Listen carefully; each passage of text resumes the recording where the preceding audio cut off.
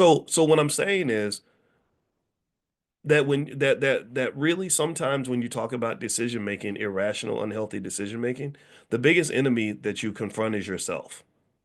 The biggest enemy you confront is the devil that lives inside of you, the temptation that lives inside of you. We all have temptation. All of us do. We all have things that can throw us off our game, that can cause us to make a bad short-term decision that has long-term consequences. So awareness therapy is beneficial so you can protect yourself from yourself. You're not protecting yourself from that man or from that woman. You're protecting yourself from you because you chose that man, you chose that woman, and you may not even know why.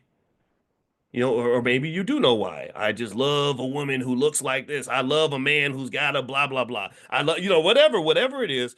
And because these are the things, this is how the devil gets you. This is how you get sucked in and you're like, wait, this isn't my life. How did I end up in this situation?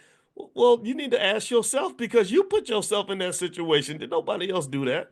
You went on the balloon popping show and met the man who was 6'2", who fit your whole fantasy of what you think a man's supposed to be. And within 30 seconds of hearing him talk, you held onto that balloon and went out on a couple of dates, thinking that it's not a big deal. And with each step in the process, he got closer and closer and closer to you. And about maybe the fourth date, you end up sleeping together. And at that point, it's kind of game over. If you understand biochemistry, you understand when I wrote my book Financial Lovemaking, I studied intensely the biochemistry of love and sex. And what you don't understand is that the universe and God, whatever you call it, did a major rope a dope on you in the way they will reel you in with sex.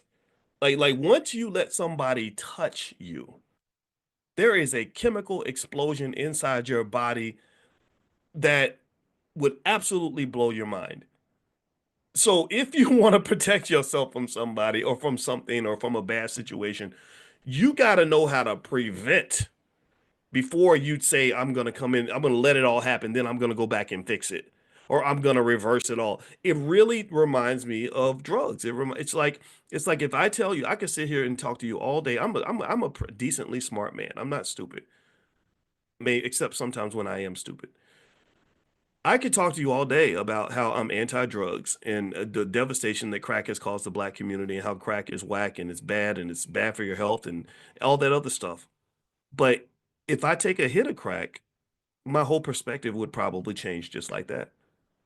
I'd be like, well, drugs are bad, but you just got to know how to you just got to know how to handle it. I'd be like I'd be, my language would be shifty and I'd be like, yeah, crack. I used to say crack was completely whack, but then I realized you could smoke crack and still get up in the morning and teach a class, right? I would start rationalizing unhealthy, irrational behavior. So how many times have you seen somebody go into something that was really bad, very stupid, very unhealthy, but maybe very pleasurable?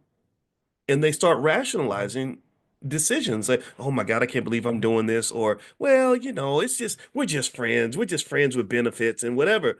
And what you're doing is you're kind of being sucked into this natural state of things. Like men and women are naturally attracted to each other. So why do I bring this up? I bring this up not because I'm not trying to be a dating guru.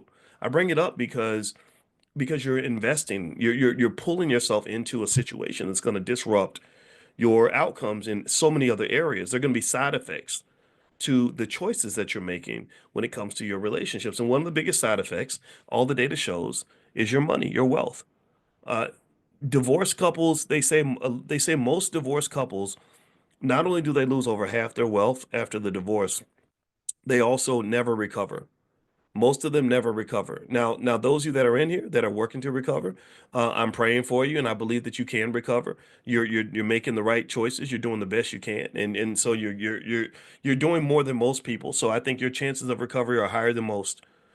But the best way to solve a problem is to prevent the problem. And I don't really know if people get that. I really don't get that. So just to sort of summarize this and kind of break this down, so the balloon popping show.